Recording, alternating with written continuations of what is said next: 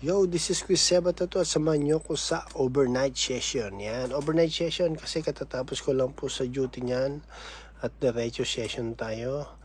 12:30 midnight yan. Ganun po ang session natin.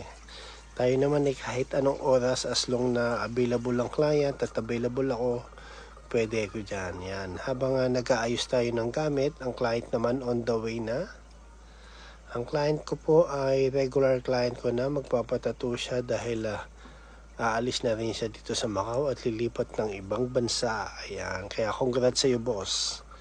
At sa mga gusto po magpatato, message lang po kayo sa TikTok, IG at Facebook. Alright. Yan po yung aking mini place. Ayan. Alright. At pahinga ng konti habang naghihintay, dumating ang client, stencil na agad, walang patumpik-tumpik. Yan, nile-level natin para magpantay. Lagyan natin ng marka. Yan, at yan, session na tayo, customized design. Kinostomize ko na po yan para walang katulad. Ayan, session tayo. Kalma lang, relax na relax. Kita nyo naman, fresh na fresh pa.